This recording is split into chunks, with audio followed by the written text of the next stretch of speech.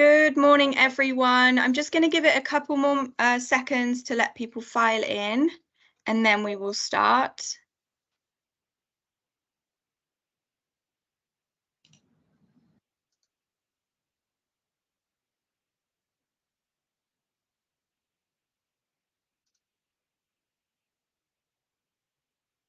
Okay, I think I'm going to start and then I can just let people in as they come. So welcome everyone. Thank you for coming. This is our first in our sector-specific masterclass series, which is going to be a really exciting series delving into how cybersecurity works in different industry sectors. And we are kicking off with the regulatory sector, and we have Stephen Bonner, who's the Deputy Commissioner Regulatory Supervision from the ICO. Thank you so much for joining us for this session. Pleasure to be here. What I'll do before I stop talking, because you're not here to listen to me, and pass over to Stephen, is just run through some house rules really fast. So if we could just pop, thank you. So you're probably familiar with these if you've been to any of CIISec's webinars before, but you will be muted during the webinar. Please feel free to ask questions throughout, either in the chat or in the Q&A. Both Stephen and I will have this open. We do want to run this like a conversation, so if anything comes to your mind as you're listening, please feel free to pop it in there. If you experience any technical problems, either wave your hand or please email us at support@CIISec, and we will work behind the scenes to sort that out for you. And without further ado, I'm going to shut up and pass over to Stephen. Thank you very much indeed. A great introduction, and good to see some names I recognise in the attendee list already. Always slightly nervous to have people you know watching you hopefully perform. Let's see if we can manage that. This is the first of these we've done, so we're very keen to get your feedback and input about what works well, what doesn't, what you're hoping to see. And at the end, we'll be trailing some of the next ones with even more exciting attendees and presenters and topics as we cover the full range of possible careers that cybersecurity can offer. But what I want to do today at the sort of highest possible level is give you a bit of a feel about what it's like to be a regulator, what we think about how we do things, share some of the stories and experiences that I've had in that space.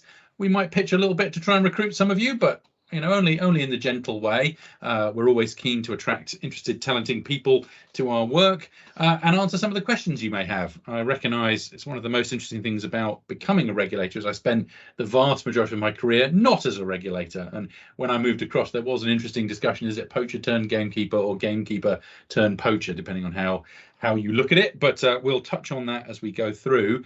But I recognise, having made the transition, there's a lot of assumptions and feelings about how regulators operate, what they're thinking about, what capabilities they have, what resources they have. Then some of these are fantastically true, and it's great that we've successfully achieved that understanding. Others, there are myths to be dispelled and misunderstood, possibly some myths we're keen to encourage if that gives us huge benefit in what we're trying to do. But hopefully at the end of today, you'll have a bit of a sense who we are, what kind of work we do, how we operate, how you, if this is something you're interested in your career, might fit, or if you're ever going to have to engage with various regulators, how you might see. I also know in the audience we have several people with lots of experience with regulators, so please share your experiences as well. This isn't, I don't intend to have all the answers. We're keen to have a bit of a discussion and two-way chat, so please do feed those in. But I thought it's probably best to kick off by just introducing myself. I'm Stephen Bonner. Within the ICO, I'm a Deputy Commissioner, and the area I cover at the moment is regulatory supervision. I joined the ICO covering our technology and innovation work, looking for things that are 2 or 3 years out, what's coming, the generative AI, the biometrics, the chips in our heads to analyze our brain waves and understand our emotions. And I did that for a couple of years, and then about 6 months ago moved across to lead our regulatory supervision, and we'll delve into a bit of detail what that forms. But broadly, I lead all our work around investigations, enforcement and assurance, and we'll delve into what that means. But broadly, where in my last role within the regulator talking to me, it probably meant you were doing something interesting in the future, and we were considering how to avoid harm in that and make sure there was good adoption of interesting new capabilities. My work now is a little bit more focused at the past, and if I'm talking to you, it probably means something hasn't gone great, and we need to work together to resolve that and make sure it doesn't repeat and understand what was the root cause. Many of you may know the ICO, our very catchy banner icon behind us, but just in case you don't, there are obviously a number of regulators in the UK. Our particular focus as a regulator is we're the independent authority. We're not part of government. It's why it's .org.uk rather than .gov. We're independent from the government and actually regulate the government in quite a lot of the work that we do. And we're set up to uphold information rights, making sure that the public interest is considered, both promoting openness in public bodies and data privacy for individuals. And that has, it's not the only thing we focus on, but within that, cyber and cybersecurity is quite important, because obviously if personal data isn't secure, it's unlikely that it's going to be able to respect people's rights. So cyber is an important part of what we do, but not the only part. And as a regulator, as a relatively effective regulator in the scheme of things, we've picked up quite a few regulations. So I'm not going to test you on, I think, the 14 or 15 of these that we do, and there are more coming. But in terms of ones particularly relevant to our profession and cybersecurity, clearly the UK GDPR has requirements that organisations have adequate technical and organisational security controls. A lot of interesting ideas about what counts as adequate, what counts as organisational, but we will perhaps touch on some of that as we dig through. We also do a series of the freedom of information, I think less relevant for cybersecurity, although there's information in there that can be gathered to help cybersecurity people. But we also lead on the NIS, the Network Information System. So this is for critical infrastructure, making sure that it meet security standards, and that does include critical infrastructure that isn't running personal data. So if it's some of the things like cloud providers and large marketplaces may not have large amounts of personal data, but because they're of critical national importance under the NIS directive, we're interested and regulate them. Obviously, we do that when there is a competent authority within a particular area. So for finance, it's financial regulators who would lead on that. If it's telecommunications, it'd be the telco ones. There are, but we are the sort of backstop for those that don't have a competent authority. We help cover that. And then there are some quite small ones that only I think a few people would have heard of, but EIDAS, our work to make sure that digital identity and trust services meet sufficient standards and are properly controlled. That's one of the other regulations we manage. So we're known perhaps most, depending on your engagement with us, either on the data protection or the freedom of information, but actually there's quite a wide set of regulation that we're responsible for enforcing and managing. So how do we do that? Well, if you've engaged with us in one of our various services, you may think that's the only thing we do, but actually there's quite a spread. We obviously do the work that I lead around monitoring and enforcing. If things fall below the standards we expect, we can take action there. But actually quite a lot of our work as part of a balanced regulator is not just waiting until things have gone wrong and taking steps there, but actually to engage what we call upstream, as well as that downstream work, to catch things before they become a problem. And a lot of that work is about promoting public awareness, providing advice to both individuals through our Your Data Matters work and to organisations, both small and large. And we have a large element of our organisation is dealing with queries from people to help them do better, those that want to do this kind of topic right, giving them guidance. We work very closely with the National Technical Authority, the NCSC. We promulgate their guidance and advice. We don't repeat what they're doing. They're definitely the technical experts, but we help get that advice in front of people and make sure it fits in, because we perceive that is how you become adequate in terms of your security. We also have codes of practice. And we have certification mechanisms, seals and marks, so that one of the things we're very keen on is that this isn't just you've got to do the bare minimum and then we leave you alone. We want for those organisations that invest in doing this particularly well and really looking after people, they can get credit and recognition for that, so that individuals can make informed decisions. So in areas, there's one recently launched around destruction of data, for instance.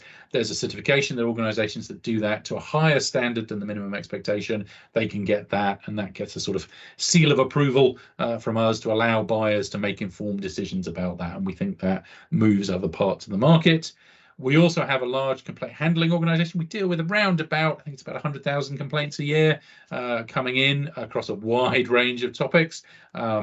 Quite often popular ones are things like subject access requests, where people have the right to see the information held about them. Organisations sometimes aren't particularly prompt about responding to that. It's obviously a trend of enforcement action we've taken against those to make sure they've built systems. And probably most importantly, if I was going to give one one bit of the regulatory world is that this is all about collaboration. Very few of the organizations that we engage with or people in the UK are using as their service provider just based in the UK. So there's a very strong international aspect of what we do to try and make sure standards are raised globally and that UK individuals can engage with global services comfortably, and that British businesses can compete well on the global scheme by being seen as a safe and trustworthy place to handle data. That's an important part of what we do, but also collaborating with other regulators. And we'll delve into one of the initiatives that started during my time at the ICO about coordinating with some of the other key digital regulators. But that's a sort of sense of what we do. I'm going to pause for just a second to let people throw any questions, just a chance to reflect on that. But while we're doing that, I want to dive on to probably our most famous ICO photo. I realise that's a bit of an oxymoron for there to be a famous regulatory photo, but despite all that work we do, all the different things we take forward, the one that seems to get the most media attention is our work where we issue fines, where if organizations don't meet the standards we receive and there is a significant issue and we're not seeing the kind of engagement and moving forward, or even if they've tried their very best but the incident is so terrible that the consequences are so high that it's important to send a dissuasive and proportionate message to the market, we then take action with fines. And as part of getting to those fines, we have investigative powers to be able to gather the evidence to understand that, including the kind of raid you see here, this one on a data processing organization called Cambridge Analytica, which you may have heard of and seen in various Hollywood movies and TV shows about those questions of referendum and data handling. And I was asked as part of this, share some war stories. And one of my, I'm not sure it counts as a war story, but one of the strangest thing I saw is that some media organization writing about the ICO accidentally took the headshots of the actors who played ICO people in some of these things and put them on articles as the members of staff, which we all thought, I'm sure the camera is hiding some of this, but I think everyone's pretty comfortable. I don't have a career as a Hollywood actor anywhere in my future, so it was quite nice to see us, people, the media, believing that the ICO was represented by these famous actors and actresses. But I think it's very important that we see this upstream and downstream, this balance, that our goal is not just to find the bad and punish it, but to find the good and encourage it. And it's quite interesting when I engage with people who have expectations about us as a regulator, it's one of the sort of strongest myths is the only thing we can do, and therefore the only thing we should do, and why don't we do it more, is around applying direct financial penalties to those who have failed to meet the standards. And that it's one of the really interesting things is that all the evidence and all the science supports that actually a balanced view doing both achieves much better regulatory outcomes, a much lower cost to industry, much lower overhead for ourselves. And yet that isn't a kind of finding that has sunk into the consciousness. And one of the interesting things as I joined, people gave me lots of advice, lots of things. And one of the things they said that I didn't believe at the time, and it's always a bad idea when you don't believe good advice you're getting, was that as part of being a regulator is develop a thick regulatory skin.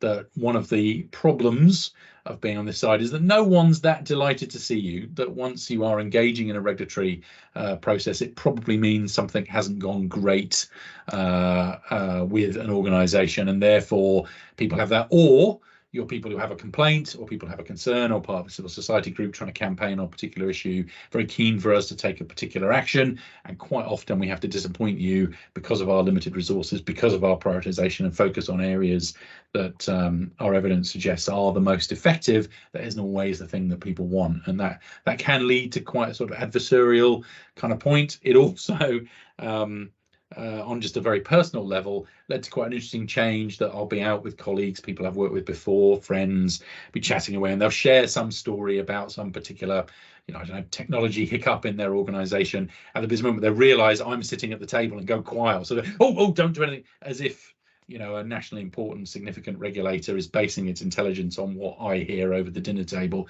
We are slightly more sophisticated in terms of our intelligence gathering, but it's interesting that people perceive that kind of there's something, power we have makes us distinct and different from those organizations. It's interesting. So that's us as a regulator. The bit that I look after, what's the kind of roles that we have? How could those of you thinking about this career, how could they fit in? Well, our model for kind of how our supervision element works is there on the screen, and we've got this kind of the inputs. Well, what sparks the work that we're doing? We obviously have incidents and complaints that come to us. We have topics of interest for our overall focus as an organization from the commissioner and other executive team members. Third parties and others come to us and inform us about things that we consider and take through that filter.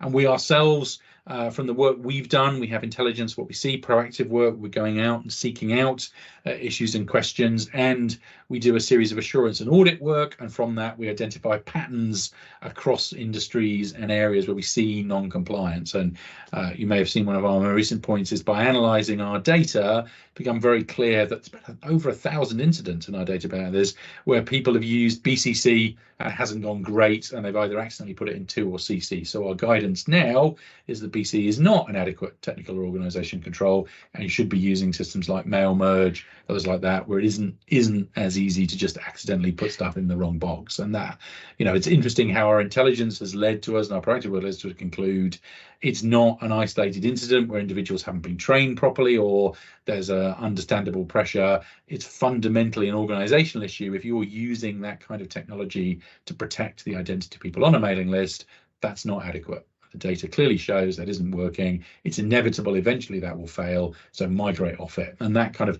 ability to see what's coming and steer it is one of, I think, the most powerful things we can do. I once had a fascinating chat with someone who explained for cybersecurity, we don't have much of a religion, but that we do often has come from the ICO. And I'm not sure I believe any of that, but they were talking about the kind of nobody encrypted laptops until the ICO started fining in that area and made clear, no, it wasn't adequate to have, an encrypted file or have a removable pseudo. Actually, if data is leaving the physical perimeter of your organization, it needs to have robust encryption because loss of these devices is inevitable.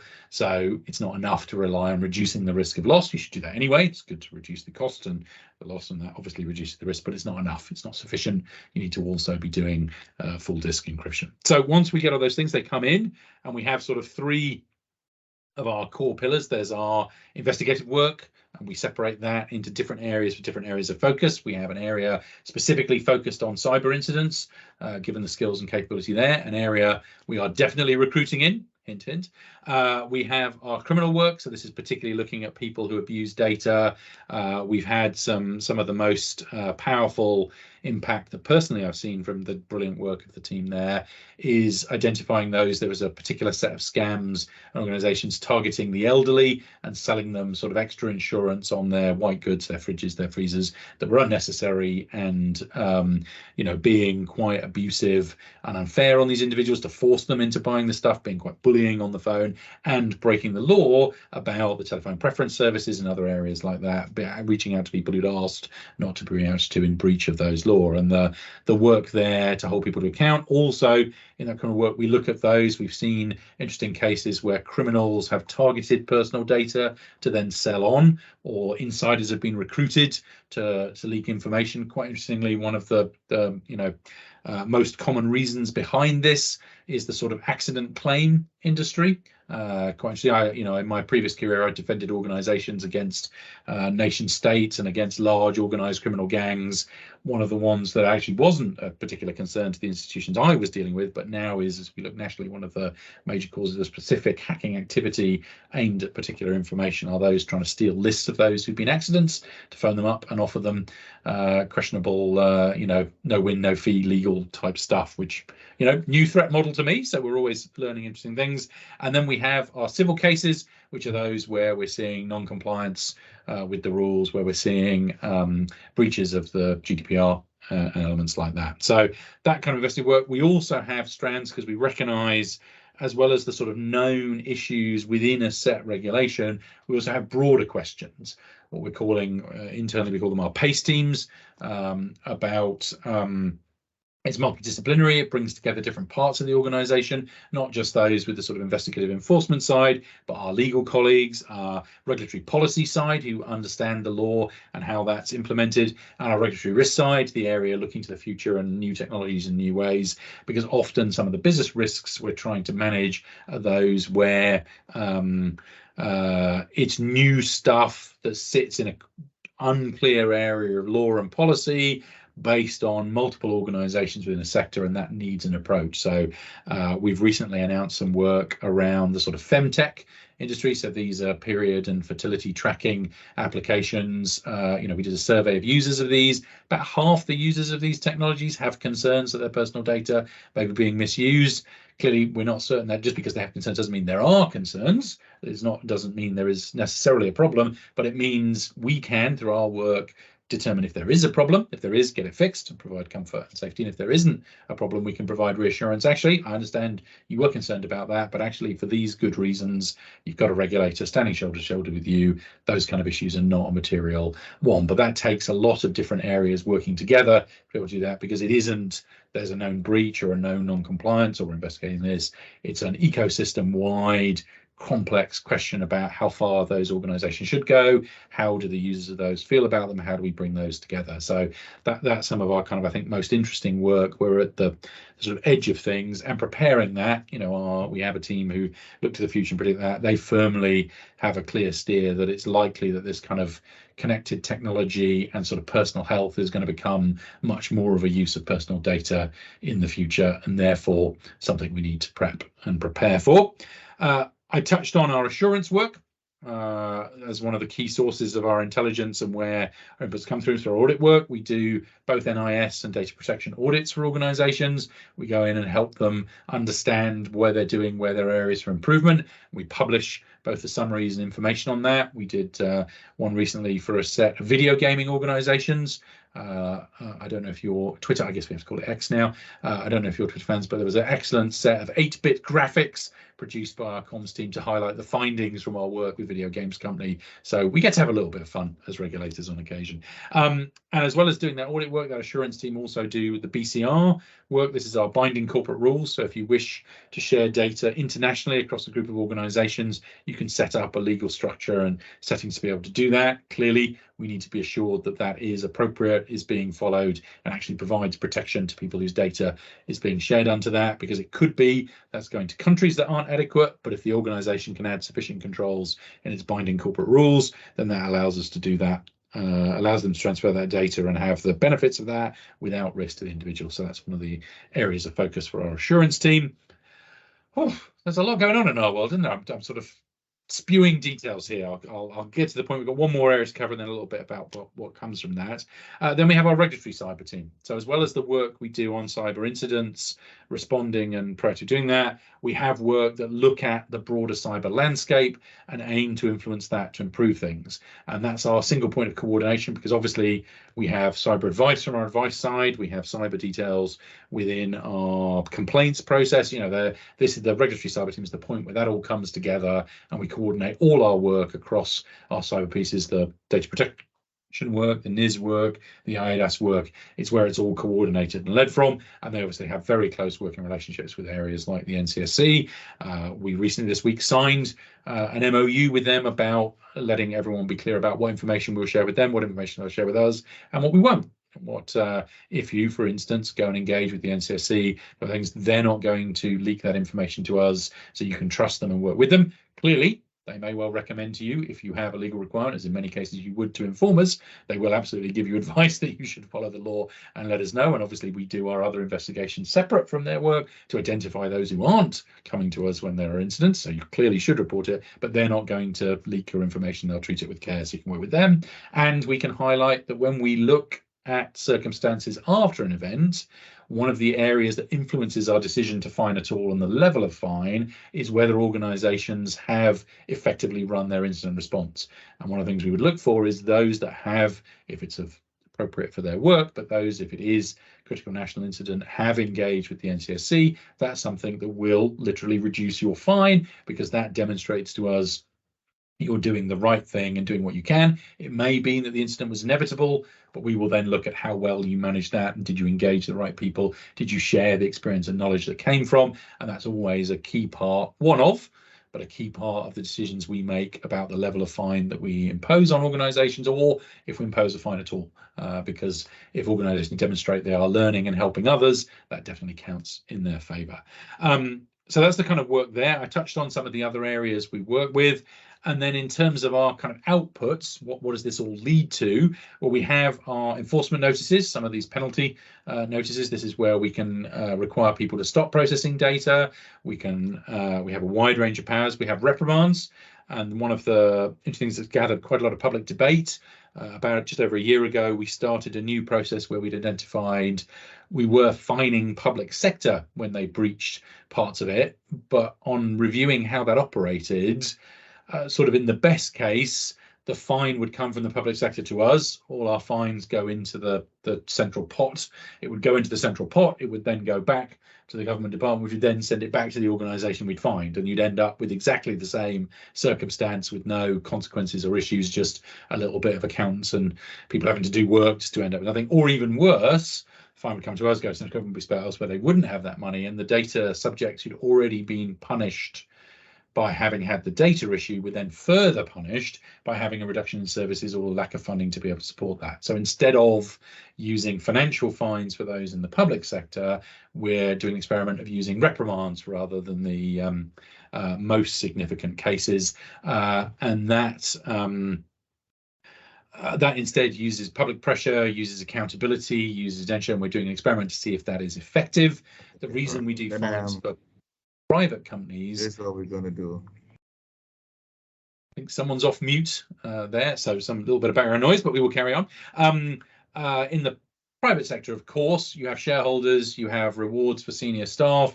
There is a commercial incentive to thrive, and one of the things we're very keen on is to take away any economic benefit from people who break the rules. So there isn't an incentive to break the rules in order to make additional profit. So a very straightforward difference there in those worlds, but we'll obviously experiment and see. We've certainly seen quite a range of feedback. Some organisations in the public sector have absolutely embraced it and have seen it as a brilliant way. They can feel they can be more open, get more advice, invest more of their money in doing areas. There are some who perceive that because we're not going to find them, it doesn't matter.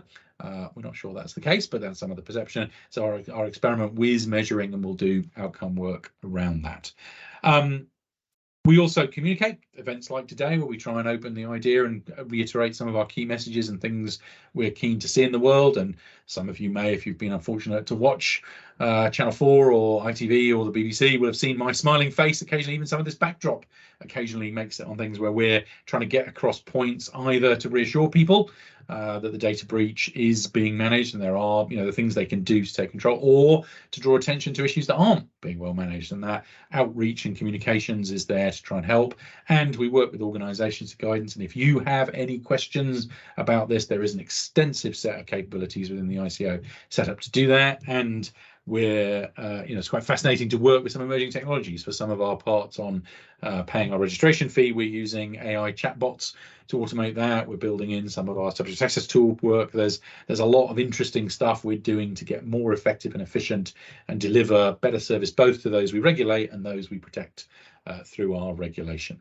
So that's a sense of who we are. One of the things, people ask me, why did you move to a regulator? I'd spent a big chunk of my career as a kind of technologist, then as a CISO, and then as a consultant helping other CISOs and data protection experts. Why go to a regulator? And there was a brilliant study done by the CDEI, the Centre for Data Ethics and Innovation, and they looked at, in the COVID-19 pandemic, why did some people embrace technologies like location tracking, like the various systems used to try and protect people, and why did some have concerns about that? What led to some people being comfortable using that and feeling safe doing it? What led to resistance? And I thought it was really fascinating, the results. It's well worth a look if you haven't seen the study, because they looked at, is it young people are more comfortable with technology? Is it the level of education drives it? If you understand better, maybe if you understand better, you're less willing to use it because you're more aware of the risks. Is it that? And actually, the single biggest predictive factor about whether someone was comfortable using those new technologies in new ways. That could be, to put it like, and it wasn't. Another reason why it wasn't age, it wasn't technical capability, it wasn't how worried you were about the pandemic. I would have thought the more nervous you are, the more you might be willing to use that, or I suppose in reverse, the more nervous you are, the more your nerves might spread into other areas. You might be resistant to change because you're nervous. But actually, the single most predictive factor for whether someone was comfortable using a new technology in a critical, life-saving way was whether they felt the right rules and regulation and regulators were in place. If they felt that things were following and there was an independent group providing check and balance, then they were comforted and felt easy to use this kind of stuff. So that I mean was really interesting, that as a regulator you could be the difference between the uptake or rejection of a key new technology that could have enormous benefits, or one of the other interesting pieces of work I got to do is when I was on that upstream side, we looked at emerging technologies and identified, it's really interesting that there were many new technologies that were probably going to work at some point. They maybe were a bit ropey now, but actually with enough data, with enough work, they could theoretically work. And there are other technologies that there is no science that supports them ever being able to work. And yet buyers and users of these services couldn't always tell the difference. You know, it's hard if you're not an expert in these areas, you haven't done the science, to work out, is it just a bit ropey because it's a beta version and they're finalizing it, or is it a bit ropey because it's always going to be ropey because it just doesn't work? And we took a fairly bold at the time position, looked into it, understood these technologies that use AI to scan your face and from that determine your intent, a sort of modern day phrenology, counting the bumps on your head. Can you, from someone's facial expressions, tell if they are, you know, when they call your call center, are they defrauding your insurance? And it turns out, no, you can't do that. There isn't a common set of facial expressions, that our internal state is not always directly linked to our facial expressions, that particularly the neurodiverse have very different data, that there are some patterns. It does not have predictive capability for individuals, and it never will. There just is no biological science that links them. Slightly different when we get to the chips in brains measuring brain patterns, but do our facial expressions reveal precisely what we're thinking in a way that AI can analyze? It can't. It just can't. There is no current science. And you know, it was quite a bold step for the ITO to say, if you buy this stuff and deploy it, because there's no science that supports it, we're likely to take action against you. So if you're going to buy this, you're going to deploy this kind of stuff, you better make sure it really does work. It isn't just a new development that needs development. It's fundamentally, this cannot work ever. And you know, it's a risk, right? And we absolutely had someone brought us some science and said, actually, no, we've got this case that shows it can work. We would absolutely have eaten significant humble pie. And at some point, if the science does have some revolution and something breaks through, we may well be eating humble pie. We're perfectly happy to do that. But at the moment, we're very clear on that. And one of my favorite stories, I was talking to one of the journalists about this as we were doing this work. And they said, yeah, over the last year, 4 or 5 of these companies have pitched me, you know, do a piece about our amazing thing that can watch a 1-minute video and tell if someone will, you know, will be a brilliant fit for your team in recruitment. No need to do interviews anymore. We can just analyze a clip of video and tell precisely someone's skills. You know, if you need a pen tester, we can just look at a video for a minute, tell whether they're a brilliant pen tester or not, which, you know, bold claim. Great if it was true, if sort of sorting hats actually existed, that would be marvelous. They don't, it doesn't, the claim wasn't true. These organizers come and done this. And in part of the piece he was doing about R saying, don't buy this stuff unless you can prove it works, because all our evidence is that it doesn't work and you're going to be breaking the law if you deploy it for important decision making. He said he reached back out to all these organizations who over the last year had pitched him, oh, do a piece on us, we got it. Not one of them would provide any evidence or support or take part in the piece. And I thought it was really interesting that when the crunch moment came, there was nothing. So we were encouraged that by taking that step, we'd done the right thing and we protected a lot of people from something never happening. Anyway, sorry, I'm getting slightly off track, but I came to the regulator because it's a place where you can have impact. Our work, you know, I'd done lots of work helping financial institutions write really good PowerPoints to manage their regulatory requirements. I dealt with some major incidents, but they're all quite, you know, isolated and small bits. And partly because of COVID, I sort of reflected when my kids, you know, I'm on my deathbed at some point, hopefully in the far distant future, although with COVID it felt a little nearer sometimes. What, you know, when my children asked me, what did you do with your life? You know, the sort of, I made banks write slightly better PowerPoints, didn't quite have that Nothing wrong with that. It's a good, important career. Lots of people should do that. But it didn't feel like quite enough for me. And I came to the regulator because I find in this work, you can have a level of impact and change in the world that is truly significant. You're in the room at the right place. And if you get it right, you can have enormous improvement for people feeling trusted and capability. If you get it wrong, there's certainly plenty of pressure. Some people describe the regulators as slow and like a dinosaur, and I got an interesting brief where they say, yes, we should be a bit like a dinosaur because our feet are so giant and heavy, our impact could be so significant that if we just wander in without thought, without care, we'll crush some stuff that's really important and we might miss the real target. So it's important that we know what we're doing and how we're doing it. So sometimes that can seem ponderous and slow, but actually it's important we do keep that. It doesn't defend. There are things we absolutely are looking to do faster, to automate, to be able to do at greater scale. It's not an excuse for never moving faster, but it is just that there is a reason why our work is evidence-based, is considered, because the consequences for organizations and even whole industries can be significant. And it's not just about stopping that stuff. We're also focused on making sure we're enabling fast and inclusive growth, that we're here to help those who have innovations and want to take them forward.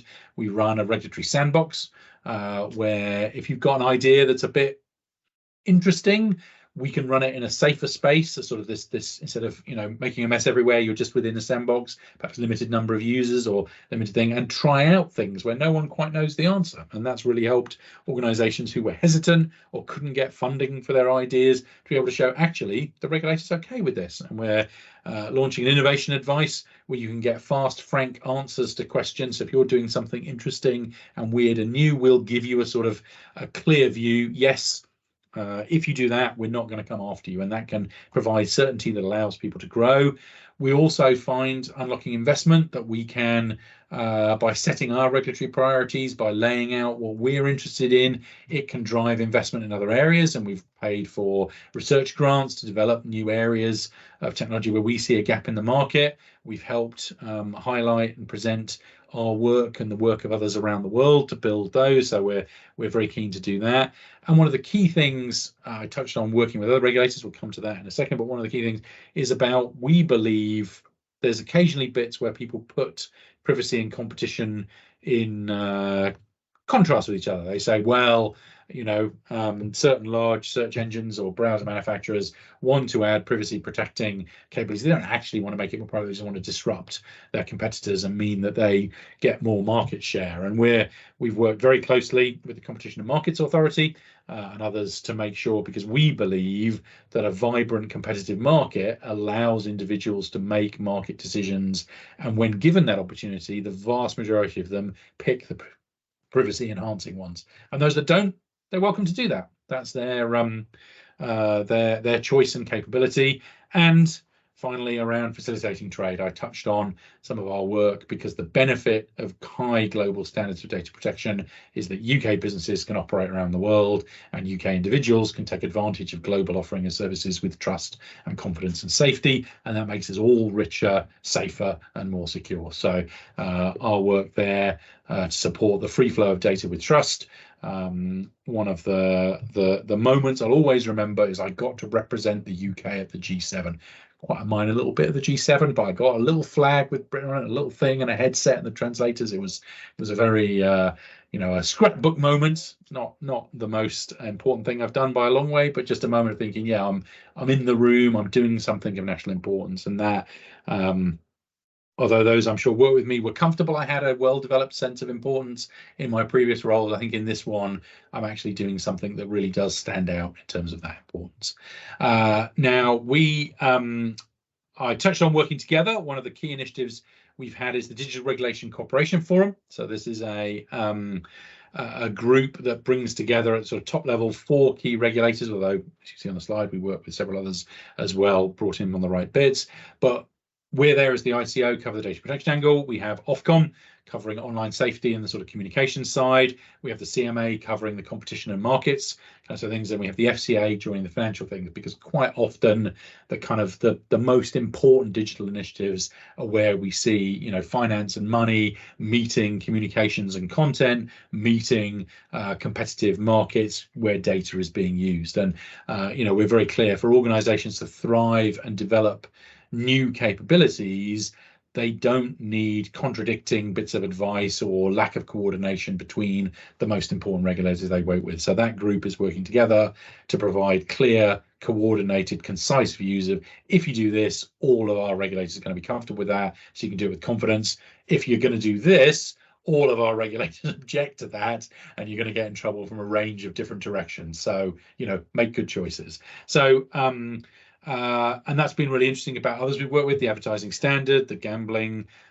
Commission, some of the PRA in terms of some of the significant resilience work. You know, one of the really interesting things about us as a regulator within regulatory space is one of the few who's truly cross-economy. You know, there's quite a few regulators who regulate government work. There's quite a lot of regulators who only regulate private sector. We do both. There's quite a lot that look at a particular market segment or a particular kind of capability, because data is quite broad in where it gets used. Personal data, we're quite broad in all those ways. So that's the kind of core kind of bits I want to touch on. Then there's a bit more of a sort of story, but I see we've got a couple of questions, so I'm going to turn to those and then share some kind of war stories, but do encourage more questions.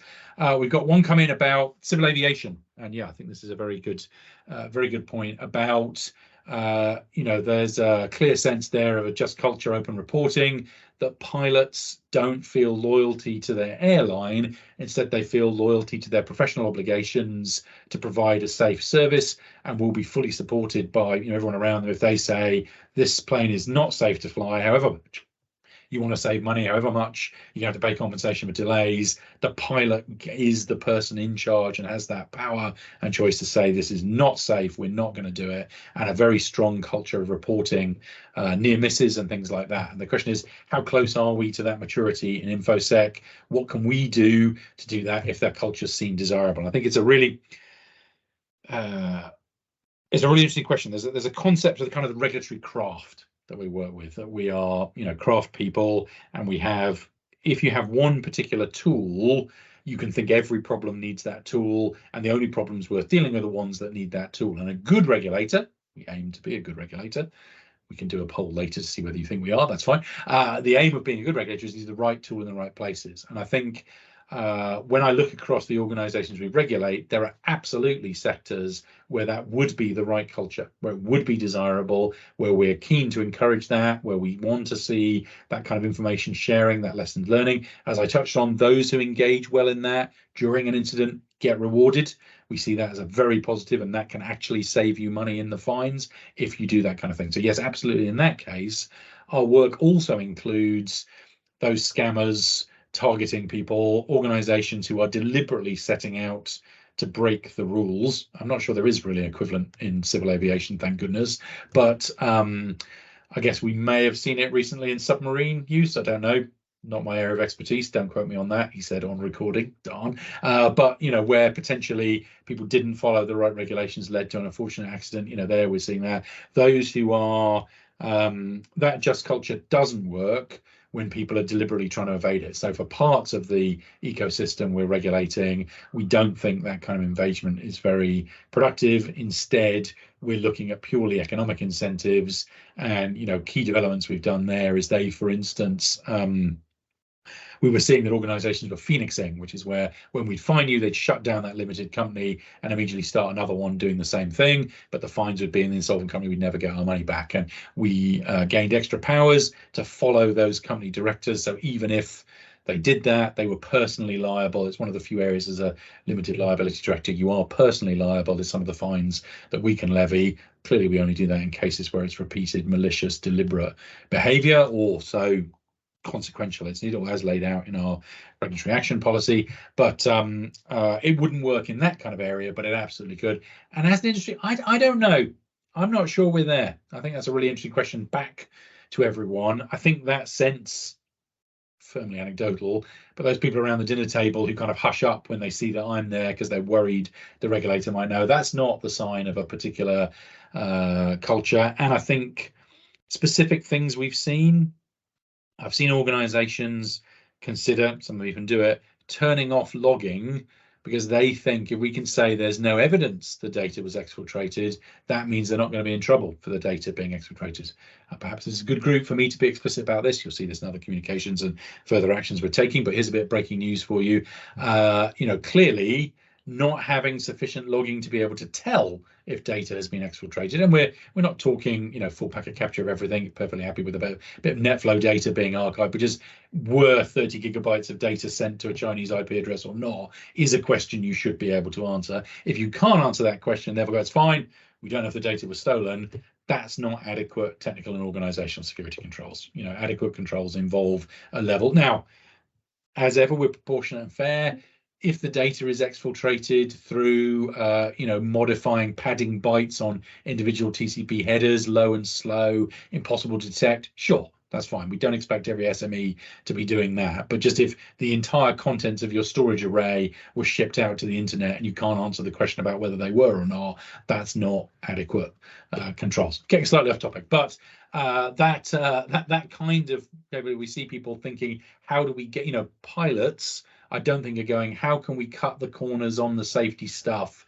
They're going, how do we make sure this is properly working? And I think there's a little way to go, I would perceive, an InfoSec cybersecurity to do that.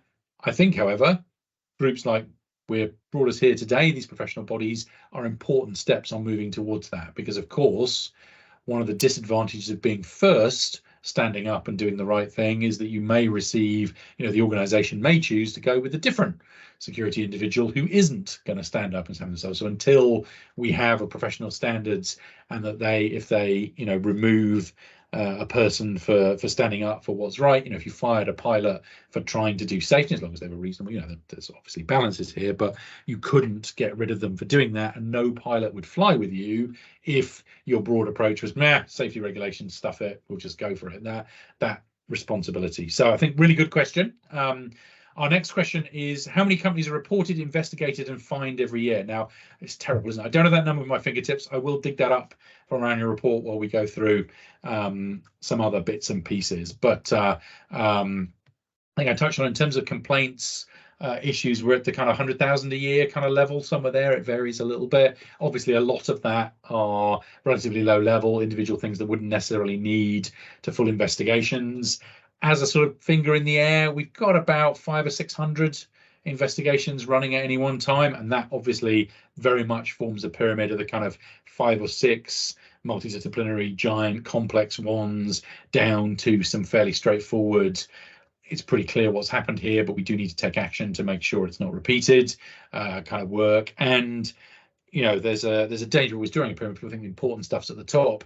In pyramids, the bit everyone sees is at the bottom, right?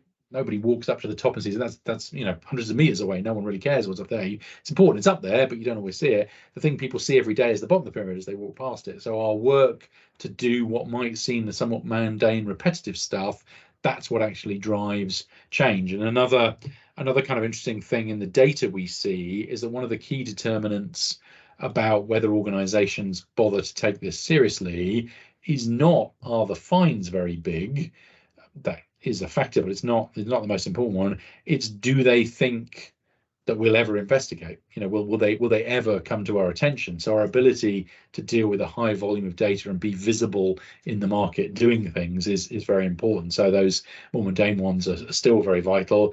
And in terms of fines, it's we're talking about 100,000 kind of things at the top of the funnel, 500 or 600 at any time being investigated or working through, and we're probably at 50 fines a year. Please don't quote me too much on that. We'll find it in the end of the report, including across all the work we do, where some of them are quite minor fines, but a few of the very big, tens of millions. There's probably 3 or 4 of those a year. As I recall, TikTok was our biggest one, obviously now subject to a appeal. So we look forward to doing that, and don't comment on the nature of the appeal. But our work there, where we found that TikTok were allowing that children were on the TikTok platform, and that TikTok staff were aware of this and raised it internally, and that then, from our view, there weren't adequate steps taken to remove children from that platform. That clearly means their data was processed in a way that wasn't compliant, is our view. Obviously now subject to an appeal, so we look forward to hearing what comes from that. But hopefully that gives you the kind of sense of the scale of it. And there's quite a few that kind of get triaged and worked through and are used for intelligence rather than necessarily leading to a full investigation. We still take action based on what's there, but in a kind of aggregate way. So I've got kind of a few war stories, things that people worry about, but I'm keen to just take a moment and ask, are there topics you'd like me to cover? We've got, 5 or 10 minutes left, so there's probably 1 or 2 other things I can cover. Any other questions people would like to touch on? I can talk a little bit about our strategic directions for the future, but let me know what are the things you want to hear at this point. I've kind of filled the time with my sense, a bit of my journey, a bit of what I'm experiencing, a bit of what we're doing, a bit of the areas we focus on. What are the things that matter to you? We do have a couple of other questions actually that have just come through. Do you want me to read them out? It's good they come through on mine as well. Yeah, so we see one about the new data protection bill coming through. Where's that got to? We are accountable to Parliament, but Parliament is not accountable to us. So it's working through its process. It's at various points in various discussions. We look forward. We feel we've had, as the independent experts in this area, we've had good opportunities to contribute. What we saw going in has some quite major changes and some quite minor changes. We're pretty comfortable with everything we've seen. Obviously, we wait to see what finally comes back out through the legislative process, and we'll draw our conclusions there. But we are spun up and ready to implement that as it works its way through Parliament and gets passed as a thing. So it's got some important changes for the ICO. We're changing at the moment. We have a commissioner, one of the deputy commissioners. We have a commissioner. It's one of I met with a group of people from US Congress, and they were kind of trying to understand where our authority comes from. And the UK model is quite interesting and a bit difficult to explain to Americans, depends on the American, I guess, that God appoints the king and the king appoints our commissioner. It's based on how 12th century bishoprics were run, apparently. And it's very powerful because it means we're truly independent. Only the king can do it. It does mean in business, we'd have sort of skip meetings where I'd meet my boss or my boss's boss. I guess to meet my boss's boss, I have to go to church on Sunday, and maybe like my boss's boss, sometimes in industry, they're a bit opaque and not very clear in their answers. So maybe it hasn't been a big change, but we're going to move to a model proposed in the legislation we're supportive of, is a move to a model with a board and have the sort of CEO as the executive lead within the institution. So moving to an office rather than commissioner as the one. So there are changes like that. I think that's an encouraging, positive change to move to modern corporate governance. But there will be others, and clearly it's still subject to that. But working its way through, one to pay attention to. But clearly there will be, for each of the bits that change, there will be implementation periods to help us update our guidance and inform people and move people to that. Question about incidents. What do you think would encourage people to report incidents? How many actually do report? I mean, it's really interesting. We're in the fortunate position that it's a legal requirement to report, so that makes it on one level fairly easy to encourage people because there are sanctions for not doing so. Sometimes we have to encourage people to report slightly less because people in an erring of caution will report things that are actually quite mundane and don't hit the threshold, and there's good guidance in our system for doing that. And it's a mix of things. It's the full set of factors. We do take action about those who should have reported and didn't, particularly if they're trying to actively cover up a piece of information or providing us or others with inaccurate information. We do need to see clear and open communications within these kind of incidents if we're going to learn and get better from them.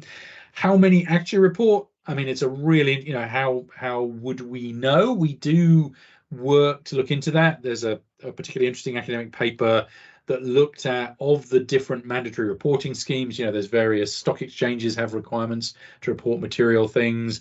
Those under different regulatory structures, healthcare have particular reporting requirements, finance have particular reporting requirements. If you look at the reports in each of those sections, there are instances you'd expect to be reported in everyone. You'd expect the same incident would be reported in a variety of different, the same incident reported similarly in different places. And by analysing that data, that isn't the case. that organizations are not always consistently reporting across all the areas. So that's leading to quite a lot of thought and interest in us in, okay, it clearly isn't, not everything is being reported. How do we make that happen? And I think a series of steps we're doing is some of that work on the more lower individual value but aggregate high value work is to give people confidence that they are gonna, we are gonna find out. So you better get on the front foot and tell us. We think that's an important indicator of driving there, and showing that proportionate and reasonable when we see these things, that our job is not to bayonet the wounded.